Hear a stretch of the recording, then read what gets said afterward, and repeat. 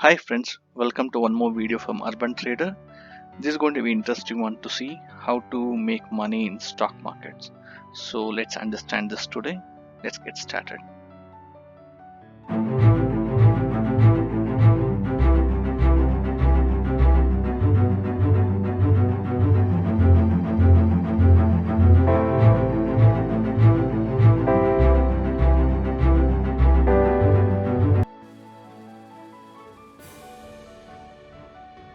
Okay, so if you look at the interest rate trends in India, I think most of us we invest in PPF, senior citizen schemes, and multiple government-backed securities. But even there, the interest rates are being cut, and the rates will get adjusted to repo rates once in 3 months. And if you look at the overall trend, the RBI is cutting the rates, and we think that this is because of coronavirus. The rates have been cut. The fact is, even from 2014, the rates have been going down, and current saving account would get about 4% interest rate. That means from 2014 to 2020, there's an effective 50% reduction in the interest rate. That is something to be worried.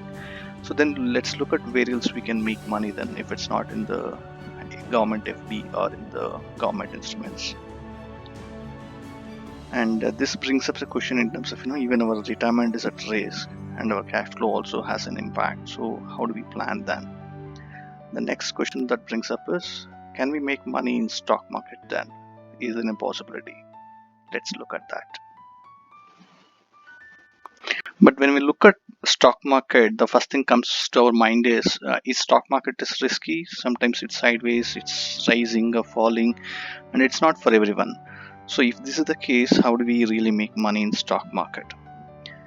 And that brings up, really, can we make money even in falling market? I think this is the right question to be asked, because we can make money when the market is going up, when the economy is doing good. But how do we make money when the stock market is falling and when the economy is not doing good? Isn't a possibility? Let's look at this. I think watch the video till end of this video. I think I'll try to answer this.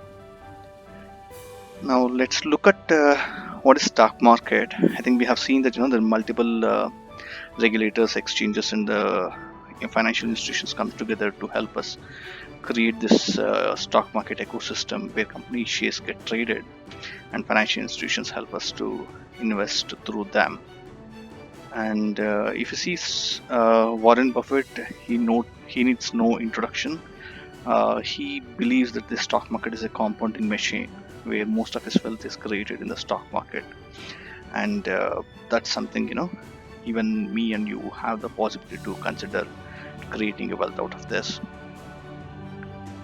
And let's look at how to invest in the stock market. I think the first option we could do is we can invest via mutual fund, where the financial institutions help us to diversify our investments into multiple mutual fund types like equity, debt, balanced, and money market. And it provides a fair diversification in terms of how we think we want to diversify within the stock market instruments. And if you look at that, they actually pool money across multiple investors, and the fund manages money, and they try to provide return to us, and they generate an commission or a fee out of this managing this money, right? That's how they help us to invest in the stock market. But the flip side of it, they have something called as an expense fee, which basically sometimes kills the potential return, because if it's higher as the management fee, it eats up the returns what we get from the mutual fund, irrespective of the market is going up or down. They just take out the fee once in a year, irrespective of the fund doing good or not, right? So that's the flip side of investing in the mutual funds. So other way we could do is we can invest in the direct mutual fund, where we have the less expense ratio. At least we can save some expense ratio to avoid this potential return out of the fund returns. The other option is we can invest in index fund. So there are some low cost index funds available even in India, where general public like you and me, we can invest in this. So what is an index investing then? Index investing, if you look at it, it's basically in India we have Nifty and Sensex. So these index funds basically get tracked against these indices. And if you look at this chart, we have this indices in Nifty index created 1995, and this is basically 25 years of history what we have. So this graph shows how the economy as in India has grown, and that gets reflected here. And so there's a possibility you can directly invest in index also. And what is an index? Index is basically an exposure to multiple sectors.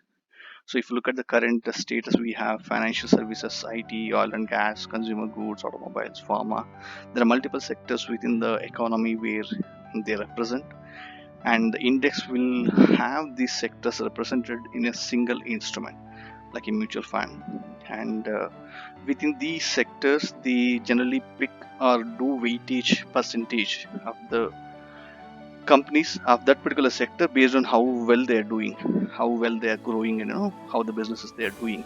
Based on that, the companies would be picked up by NSE board in terms of how the index would be compensated. So you can directly invest in these index funds, and some of these funds I have listed here, so you can take a look at this. These generally have less expense ratio, and still you get an option to invest in Indian economy. And over a period of time, if you think that India is doing good, the index would do good and you make money. And you might say that there are crashes which happen, so this is where we think that there are multiple times more than 15% the index has been crashed. And we also need to consider that there are multiple times the index also has given more than 15% of return. So that's how it gets rebalanced. And so there's something called as an index rebalancing. So what it does is the board which manages the indices, they review in terms of how the sectors are performing, and then they shuffle the sectors, or within the sectors they increase or decrease the percentage exposure in terms of the companies, and that's how the index gets rebalanced once in quarter. So even if you invest for a long period of time, you are assured that your highest investment is always exposed to the companies or the sectors which are really doing good irrespective of the market conditions. So that's a good way of looking at index investing. At a low cost, you can still get the exposure to invest then. So this is a nice one to consider. There's a better one possibly. Let's look at that. The option 1 and 2 have some limitation. Let's say the option 1 has mutual funds where we have the expense ratio which is high, and also when we invest on multiple mutual funds in the similar fund type, let's say large cap or multi cap, within the multi caps only, since most of them get benchmarked against the same indices for the tracking perspective, most of their exposures will have a common stocks. So that's how even if you say that I'm investing in HDFC large cap and Kotak large cap, both of them, if you look at the top 20 or 30% of exposure, will have a similar stocks, underlying stocks. So you don't get that diversification, rather you are actually having higher exposure to higher same stocks. So that's the challenge with investing in multiple mutual funds in the same categories. So typically you should have one or two or max one mutual fund in one category. So you can have one large cap, one small cap, one mid cap, and one multi cap. So that's how you need to look at. And maybe you can add balanced or a dynamic asset allocation mutual fund. In the index fund helps that to a certain extent in terms of exposing it, how you can expose into multiple sectors where you can have an individual exposure into right composition of the stocks within the index.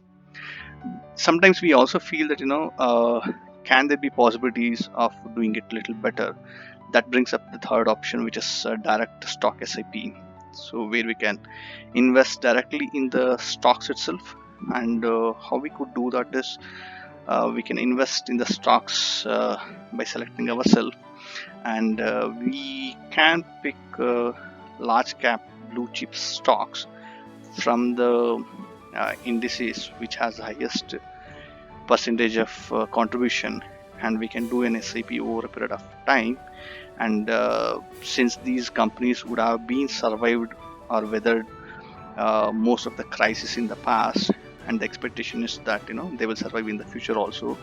And you can keep track of these in terms of how the percentage they get allocated in the Nifty. Based on that, you can select these stocks in terms of which stocks you need to select, and you can do the SIP. And most of us know that SIP is like we do for mutual fund, but you can do it for stocks also, where you can select the few sets of stocks, and each of these stocks you can, on a monthly basis, you can keep investing or buying them. And that's SIP. And there's a better version of SIP, and this is called a strategic investment plan.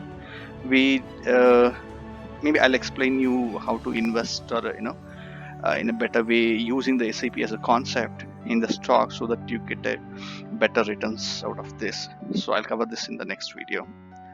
Let's look at a fourth option. So some of us, we think that we want to manage our money, and is there a better way? Still, we can add a flavor to that. So this comes to a fourth option, which is called DIY, do it yourself investing. So here you have two types of analysis which we can do. One is fundamental and second is technical.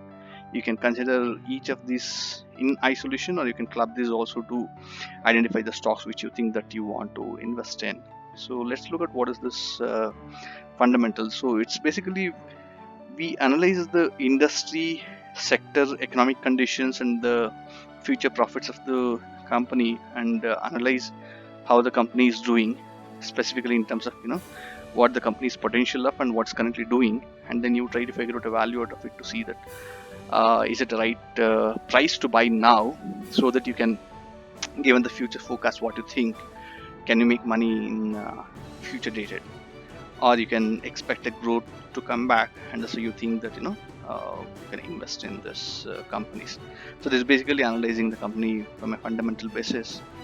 So there are multiple things we need to understand here in terms of the PE, ROCE, ROE, the particular ratios we look at, and we also look at the price, the balance sheet, peer comparison, results, profits and loss. There are multiple things, it get too much sometimes. Some of us, we might not have expertise to analyze these, so it becomes overwhelming for us to understand. So yeah, but this is one of the way some of us, we consider analyzing the company from fundamental analysis.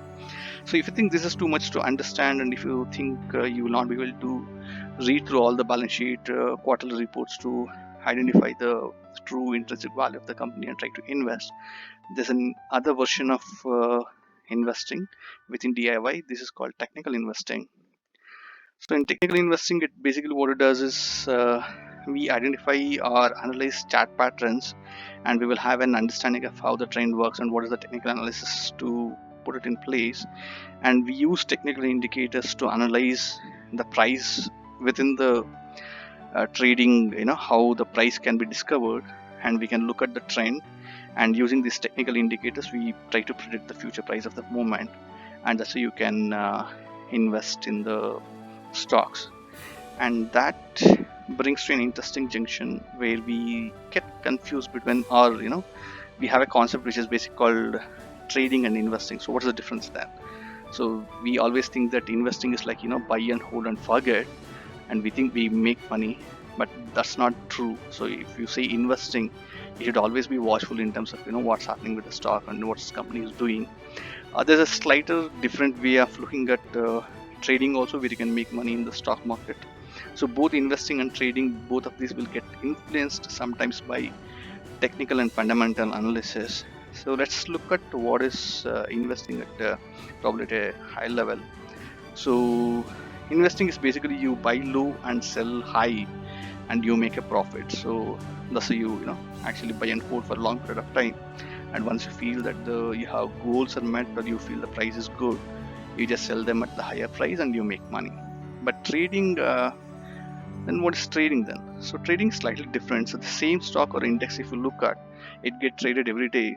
What you could do is, there's something called as a short sell at the higher price, because you think that the price is going down. You can sell at the higher price without not having that stock also, and then you can cover at lower price, you can still make profit. And same way like investment, you can buy low and sell high, you still make a profit. So trading, what it helps is, you can actually buy and sell irrespective of the price, and if you think you are right in terms of the direction, you can make money in the trading, right? So that's an interesting concepts to look at. So then that brings up a question in terms of really, can we make money even in falling market? So the answer is yes. How? It's by using trading, right? So we can, irrespective of direction of the market, whether it's going up or down, you can still make money. And what we need to know is whether the stock price, where it's going, the trend of the market or the trend of the stock is what you should know. So then what is trading then? So we have multiple instruments, futures, options, stocks.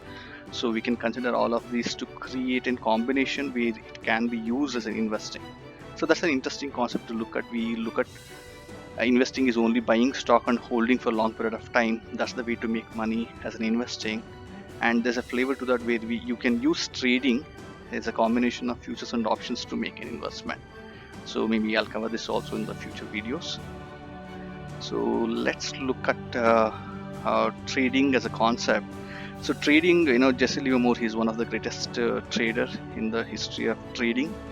What he believed always is there's nothing called as in bull side or bear side. It's always about being on the right side. So if you know the stock trend, and if you're on the right trend of the market, you will always make money using the instruments as a combination.